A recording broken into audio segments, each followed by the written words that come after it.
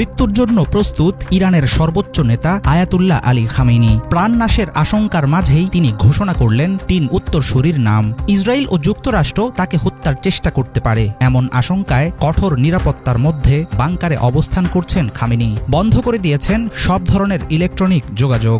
ইরানি কয়েকটি সূত্রের বরাত দিয়ে এসব তথ্য জানিয়েছে প্রভাবশালী সংবাদ মাধ্যম নিউ ইয়র্ক টাইমস। তেহরান সূত্রের দেয়া খবর অনুসারে এর মধ্যেই খামেনি প্রস্তুত করেছেন শীর্ষ সামরিক কমান্ডারদের বিকল্প তালিকা। এসব গুরুত্বপূর্ণ ব্যক্তিরা নিহত হলেও যেন ইরানি সামরিক বাহিনীর অবকাঠামো টিকে থাকে সেজন্য নেওয়া হয়েছে এই ধরনের পদক্ষেপ। ইরানে একজন সর্বোচ্চ নেতার মৃত্যু হলে সাধারণত মজলিসে খোবরেগান বা নেতৃত্ব নির্ধারণের দায়িত্বে থাকা বিশেষজ্ঞ একটি পরিষদ মাসের পর মাস ধরে আলোচনা করে। তারপর নির্বাচন করা হয় যোগ্য উত্তরসূরি। চলমান পরিস্থিতির মধ্যে ইরানের ইতিহাসে নজিরবিহীন এক সিদ্ধান্ত নিয়েছেন ধর্মীয় নেতা আয়াতুল্লাহ খামেনি। দেশটির ঊর্ধ্বতন কর্মকর্তাদের বরাতে জানা গেছে, নিজের মৃত্যুর পর নতুন নেতা নির্বাচন করার কার্যক্রম যেন দ্রুত করা যায়, সে কারণেই ৩ জন শীর্ষস্থানীয় ধর্মীয় নেতার নাম নির্ধারণ করে দিয়েছেন খামেনি। ইসলামী প্রজাতন্ত্রের ধারাবাহিকতা বজায় রাখতেই এমন সিদ্ধান্ত নেওয়া হয়েছে বলে মনে করছেন সংশ্লিষ্টরা।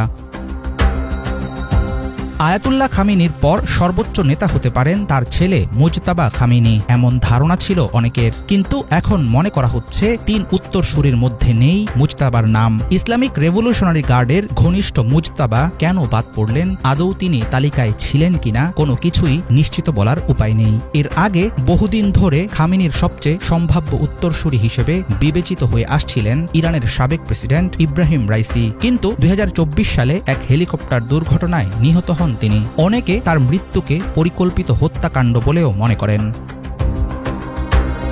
বর্তমানে ইরান যুদ্ধ করছে 2টি ফ্রন্টে। একটি আকাশে ক্ষেপণাস্ত্র ও ড্রোন হামলার মাধ্যমে, অপরটি চলছে দেশজুড়ে ছড়িয়ে থাকা ইসরায়েলি গুপ্তচরদের বিরুদ্ধে। দেশের শীর্ষ সেনা ও গোয়েন্দা কর্মকর্তাদের দ্রুততম সময়ে হত্যা এবং পরমাণু কেন্দ্রসহ কৌশলগত স্থাপনায় বিস্ফোরণের জেরে উঠে আসছে ইরানের নিরাপত্তা ব্যবস্থার দুর্বলতার চিত্র। শীর্ষ নেতা ও সামরিক কমান্ডারদের নিরাপত্তা, দেশের বিদ্যুৎ, জ্বালানি ও পানির অবকাঠামো রক্ষা করতে হিমশিম খাচ্ছে ইরান। দেশজুড়ে বন্ধ রাখা হয়েছে ফোন ও ইন্টারনেট। প্রকাশ্যে ভিডিও বা ছবি তোলার উপর জারি করা হয়েছে কড়া নিষেধাজ্ঞা।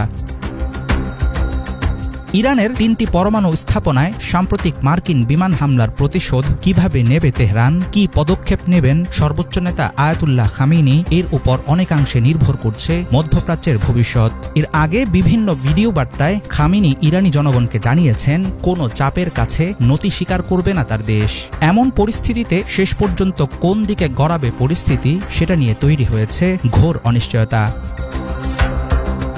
হাফিজুল ইসলাম, বাংলা ভিশন।